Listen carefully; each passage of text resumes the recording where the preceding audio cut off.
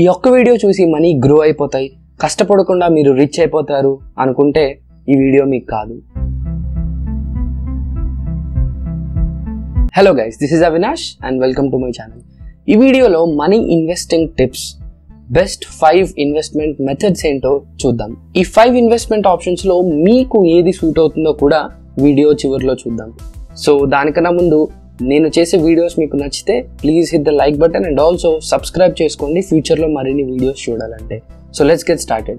అసలు మీ మనీ ఎలా గ్రో అవుతుందో తెలుసుకోవడానికి 3 పారామీటర్లలో కంపేర్ చేద్దాం. ఒకటి లిక్విడిటీ.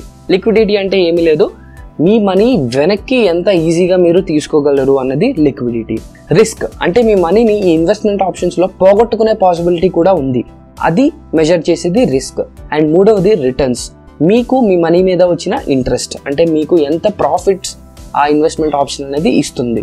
సో ఈ 3 పారామీటర్లో నేను చెప్పే 5 ఇన్వెస్ట్మెంట్ ఆప్షన్స్ని కంపేర్ చేద్దాం. ఈ ఆప్షన్స్ చూసే ముందు ఒక ఎగ్జాంపుల్గా క్యాష్ని తీసుకుందాం. సో డబ్బు క్యాష్ రూపంలో చాలామంది పెట్టుకోవాలని అనుకుంటారు, ఎందుకంటే లిక్విడిటీ ఎక్కువ కాబట్టి, అంటే మీ దగ్గరే ఉంటుంది. సో మీకు ఎప్పుడు ఏ అవసరం ఉన్నా కూడా వాడుకోవడానికి చాలా ఈజీగా ఉంటుంది. దాంతోనే పాటు రిస్క్. సో రిస్క్ అనేది కొంచెం ఉంటుంది. సో దేర్ విల్ బి లో రిస్క్ ఆన్ క్యాష్, ఎందుకంటే ఎప్పుడైనా ఎవరైనా కూడా మీ దగ్గర నుంచి ఆ క్యాష్ని దొంగతనం చేయొచ్చు. సో మీ మనీ పోయే రిస్క్ కొంచెం అయితే ఖచ్చితంగా ఉంది. And returns on cash or negative. So negative ఏంటి, ఎప్పుడు కూడా మనం ప్రాఫిట్స్ గురించి మాట్లాడతాం కదా అనుకుంటున్నారా?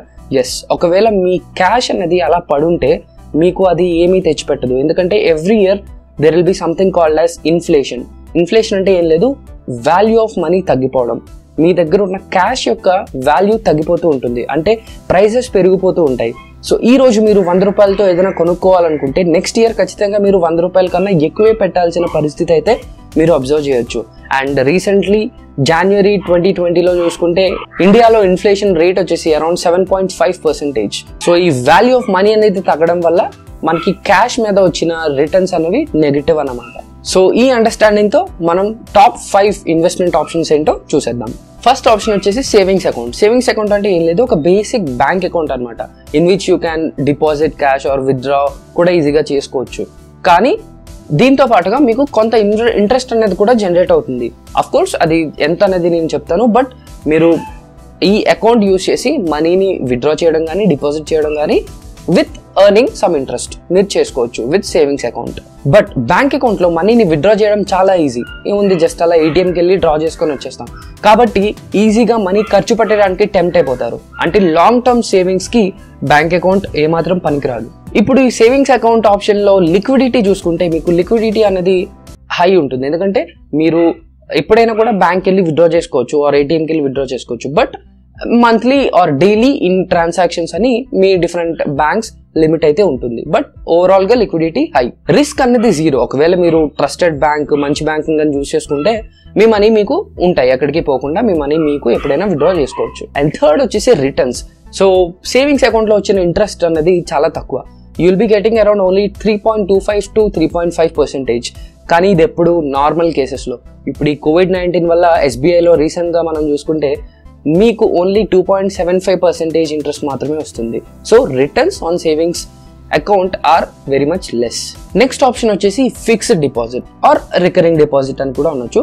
సో ఫిక్స్డ్ డిపాజిట్ అంటే ఏం లేదు, మీరు కొంత అమౌంట్ ని బ్యాంక్ కి ఇస్తున్నారనమాట for some fixed time period. దీన్నే లాక్ ఇన్ పీరియడ్ అంటారు. సో కొంత టైం వరకు మీరు కొంత ఫిక్స్డ్ అమౌంట్ ని బ్యాంక్ కి ఇస్తున్నారు. సో ఇందులో మీకు సేవింగ్స్ బ్యాంక్ అకౌంట్ కన్నా కూడా కొంచెం ఎక్కువ ఇంట్రెస్ట్ అయితే ఉంటుంది, అరౌండ్ 4.5% to 7% ఇంట్రెస్ట్ అనేది మీకు ఫిక్స్డ్ డిపాజిట్ లో ఉంటుంది. కానీ మీరు ఎన్ని రోజులు ఆర్ ఎంత టైంకి ఆ మనీని ఇస్తున్నారు బ్యాంక్ కి అన్న దాని మీద డిపెండ్ అయి ఉంటుంది. ఇందులో ఒకేసారి మనీ మొత్తం ఇవ్వకుండా మీరు మంత్లీ ఇన్స్టాల్మెంట్స్ లా కూడా కట్టుకోవచ్చు. సో దీన్నే రికరింగ్ డిపాజిట్ అంటారు. అంటే ఫిక్స్డ్ డిపాజిట్ లో ఉన్న డిసడ్వాంటేజ్ ఏంటంటే, ఫర్ ఎగ్జాంపుల్ ఈ మంత్ మీరు ఒక 5,000 ఫిక్స్డ్ డిపాజిట్ గా వేస్తే మళ్ళీ నెక్స్ట్ మంత్ మీరు అందులో మనీ వేయాలనుకుంటే మీరు కొత్త ఫిక్స్డ్ డిపాజిట్ అకౌంట్ తీసుకోవాల్సి ఉంటుంది, అందులో మీరు టచ్ చేయడానికి లేదు. సో ఇక్కడ మీకు రికరింగ్ డిపాజిట్ అనేది హెల్ప్ అవుతుంది. అంటే మంత్లీ మీరు for example monthly 3,000 rupees every month వేద్దాం అనుకుంటున్నారు. సో ఎవ్రీ మంత్ మీరు ఇలా ఇన్స్టాల్మెంట్స్ లో పే చేయొచ్చు. కానీ ఇందులో కూడా మీకు వచ్చే ఇంట్రెస్ట్ మాత్రం సేమ్ ఉంటుంది. బట్ రికరింగ్ డిపాజిట్ లో మీరు ఏదైనా ఒక మంత్ మిస్ అయితే కనుక మీకు పెనాల్టీ అనేది పే చేయాల్సి ఉంటుంది. సో ఇదొక disadvantage recurring deposit the.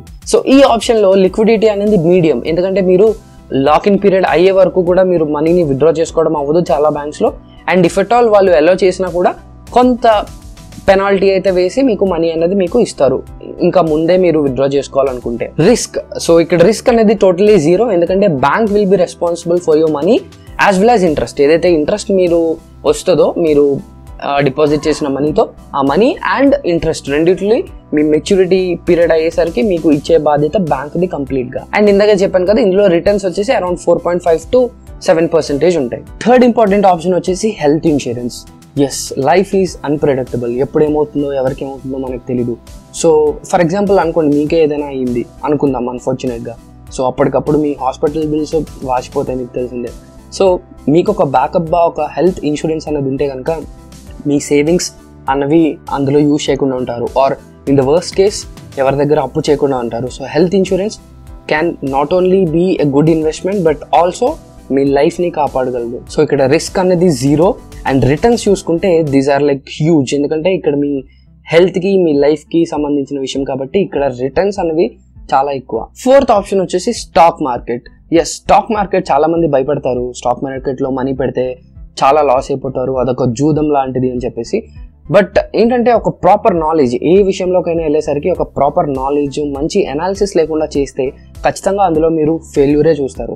So మంచి నాలెడ్జ్తో మార్కెట్ని అనలైజ్ చేసి మీరు ఏ కంపెనీలో ఇన్వెస్ట్ చేస్తున్నారో దాని గురించి తెలుసుకొని ఆ ట్రెండ్ని ఫాలో అయ్యి మీరు ఇన్వెస్ట్ చేస్తే కనుక ఖచ్చితంగా stock market will give you some highest returns. So stock market అంటే ఏం లేదు, బేసికలీ మనం పబ్లిక్లీ లిస్టెడ్ కంపెనీస్ ఏవైతే ఉంటాయో అందులో మనం ఒక షేర్ని, కొంత పార్ట్ ఆఫ్ షేర్ని మనం కొన్ని అమ్ముకోవచ్చు. సో ఇదే స్టాక్ మార్కెట్లో జరిగేది. సో ఇందులో రిస్క్ విషయానికి వస్తే రిస్క్ ఈజ్ వెరీ హై, ఎందుకంటే మీరు కనుక అనాలిసిస్ తప్పుగా చేస్తే మీ మనీ అంతా పోతాయి. So if your analysis is wrong your total money will be gone.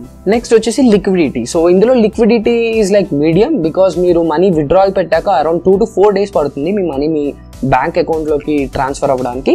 So yeah, it will be taking some time for the money to get transferred. కానీ returns, ఇందులో returns గురించి చూసుకుంటే it is very much high. Warren Buffett మీకు తెలిసే ఉంటుంది, one of the richest persons in the world. తను చేసిన investments వల్ల, స్టాక్ మార్కెట్లో తను చేసిన ఇన్వెస్ట్మెంట్ వల్ల తనకు వచ్చిన రిటర్న్స్ వల్ల ఈ రోజు తను వరల్డ్స్ రిచెస్ట్ మ్యాన్ లో ఒకరిగా ఉన్నారు. సో స్టాక్ మార్కెట్ అనేది ఏదో చిన్న బ్రీఫ్ గా చెప్పేసే టాపిక్ కాదు. So definitely I take some time and మంచి స్టాక్ మార్కెట్ సిరీస్ అనేది చేయడానికి ట్రై చేస్తాను. So I hope you will be beneficial from that. So please hit the like button to motivate me to do more such videos. Next option and the last option వచ్చేసి mutual funds. So mutual funds అంటే ఏం లేదు, so మనం stock market చూసాం కదా, stock market is like a one man show. అంటే మొత్తం మీరే చేస్తారు, మీరే అనలైజ్ చేస్తారు, మీరే ఎంత కొనాలి ఎంత అమ్మాలి అనేది మొత్తం అంతా మీరే స్టడీ చేస్తారు. కానీ mutual fund is like a team work. అంటే అందరి దగ్గర, మీ దగ్గర, నా దగ్గర, అలా అందరి దగ్గర కొంత మనీ అనేది కలెక్ట్ చేసి ఒక ఫండ్ పూల్ అనేది క్రియేట్ చేసి ఒక ఫండ్ మేనేజర్ ఉంటారు.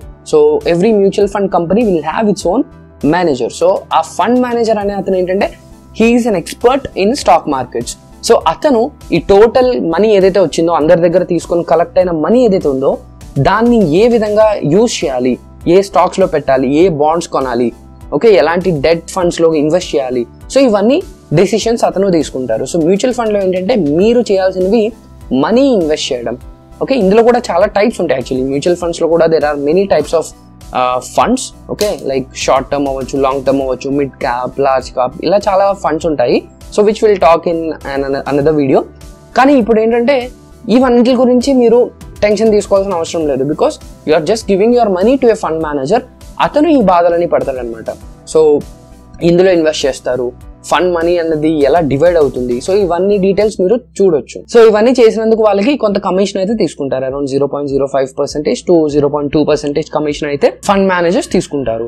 మ్యూచువల్ ఫండ్స్ కి మీరు వన్ టైం అయినా చేయొచ్చు ఆర్ SIP అంటారు, సిస్టమాటిక్ ఇన్వెస్ట్మెంట్ ప్లాన్. అంటే సిస్టమాటిక్ ఇన్వెస్ట్మెంట్ ప్లాన్ అంటే ఏం లేదు, ఇన్స్టాల్మెంట్స్ అనమాట. మీకు ఎలా కావాలంటే మంత్లీయా, క్వార్టర్లీయా, వీక్లీయా, సో ఇలాంటి ఇన్వెస్ట్మెంట్స్ మీరు సెట్ చేసుకోవచ్చు. ఇది కూడా ఒక మంచి ఆప్షన్. సో మ్యూచువల్ ఫండ్స్ లో లిక్విడిటీ గురించి వస్తే it is between medium to high. అంటే depends on the fund that your choosing. మీరు ఏ ఫండ్ లో అయితే ఇన్వెస్ట్ చేస్తున్నారో దాని మీద ఆధారపడి ఉంటుంది అనమాట మీకు వచ్చిన లిక్విడిటీ అనేది.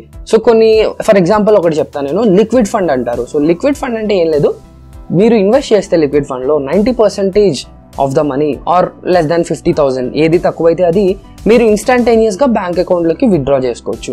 అండ్ ఆఫ్ కోర్స్ రెస్ట్ 10% కూడా మీరు అరౌండ్ 2 to 3 days లో మీరు బ్యాంక్ అకౌంట్ లోకి అయితే విత్డ్రా చేసుకోవచ్చు. సో ఈ లిక్విడ్ ఫండ్ అనేది ఒక మంచి ఆపర్చునిటీ. సో మీకు మనీ అవసరంకి తీసుకోవాలనుకుంటే 90% యూ క్యాన్ విత్డ్రా. అండ్ దీనికి చాలా మంచి యాప్స్ కూడా వచ్చాయి, like grow is a good app. అలానే మీకు ఈజీ ప్లాన్ ఉంది.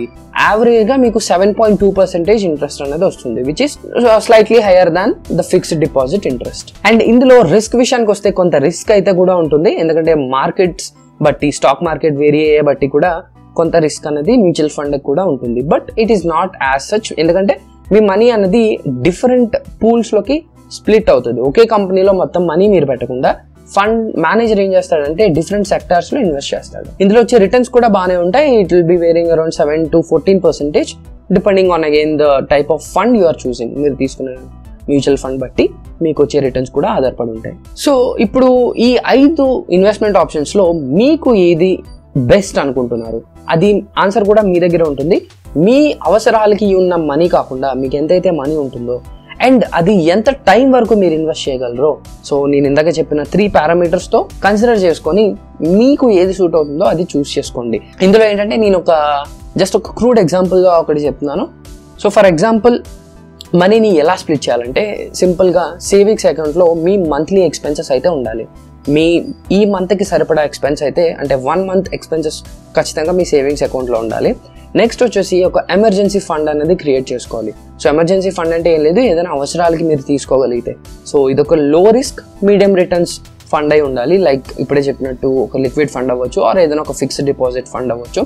సో ఇది at least should cover 3 months expenses. అంటే మీ 3 నెలల ఖర్చు ఎంతైతే ఉందో ఆ అమౌంట్ అనేది మీ ఎమర్జెన్సీ ఫండ్లో ఉండాలి.